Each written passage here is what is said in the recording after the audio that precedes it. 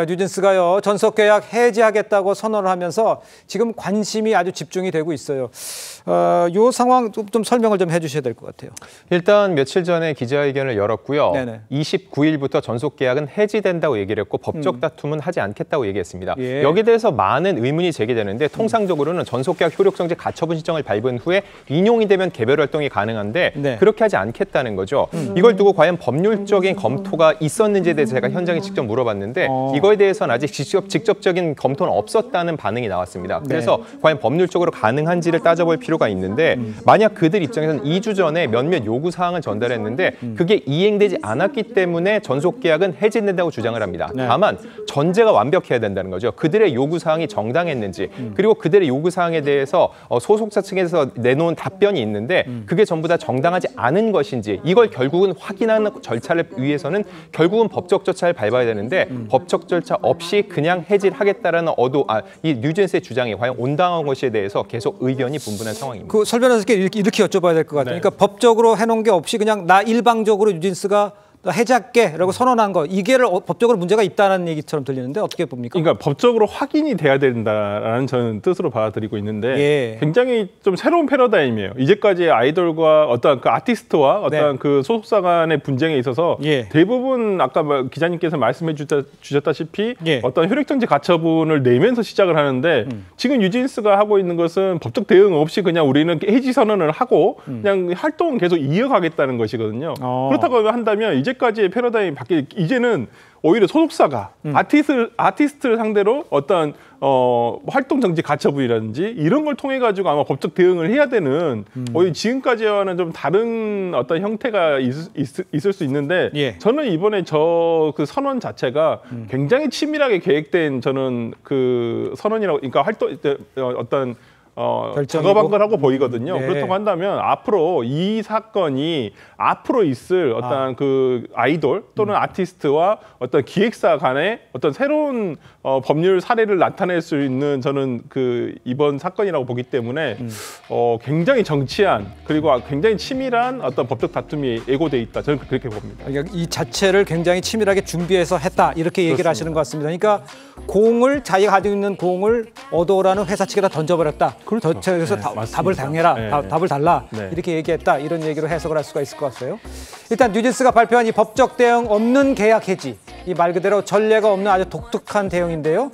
뉴진스의 입장을 한번 들어보겠습니다. 전속계약 위반한 적이 없고요.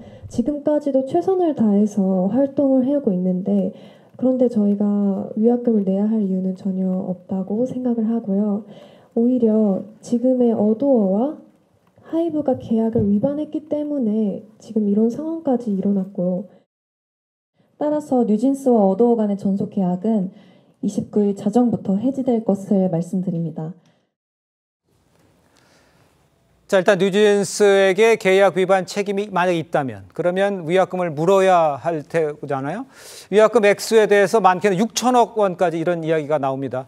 도대체 이 금액은 어떤 식으로 산출이 된 겁니까? 이거? 예, 공정거래위원회의 표준거래 계약서에 보면은요. 네. 계약 당시 기준으로 직정이용도 2개년 월 평균 매출액에 대해서 예. 계약 잔여 기간 개월수로 곱한다는 거죠. 근데 보면은 지난해 매출이 1,102억 원이었습니다. 그래서 이 기준으로 보면은 계약 기간이 5년 정도 남아 있기 때문에 4천억에서 6천억 정도 된다고 하는데 이거는 어도어 측 계산이 아니라 실제로 민희진 전 대표가 본인이 부하 직원과 함께 나누는 대화 안에도 6천억 원이 직접 언급된 메시지가 나오기도 했습니다. 그만큼 그래요? 예. 실질적으로 이제 산술적으로는 이게 가능하다는 건데 네. 제가 개인적으로 생각을 할 때 아까 변호사님도 굉장히 치밀해 보인다고 했는데 네. 만약에 여기서 활동을 계속하게 되면 반대로 소속사에서 어떠한 소송을 제기하겠죠. 예. 소송을 제기하게 되면은 그때 가서 전속계약 효력정지 가처분 신청을 낼 가능성이 있습니다. 그때 네. 소속사가 우리에게 먼저 이렇게 소송을 제기했기 때문에 네. 이거는 신뢰 파탄으로 볼 수 있다라고 해서 인용이 나오면 그때부터는 정말 자유롭게 활동이 가능해진다는 거죠. 본인이 직접 소송하는 것보다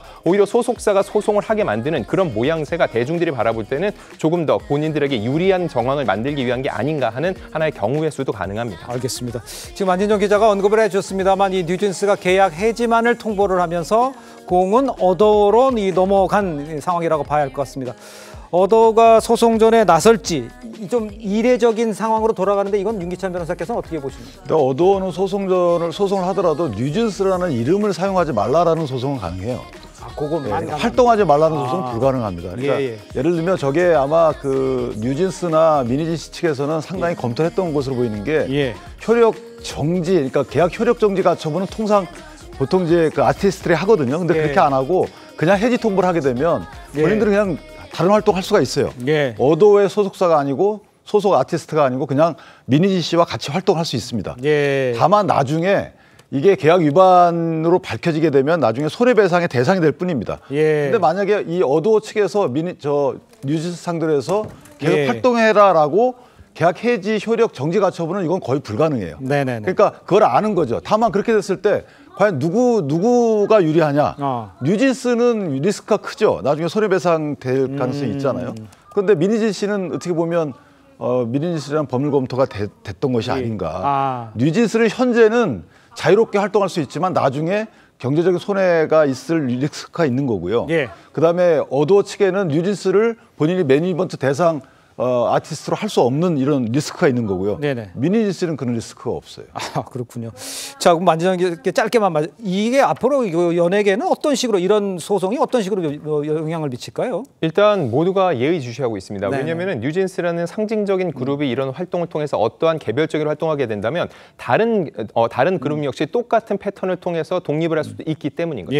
알겠습니다.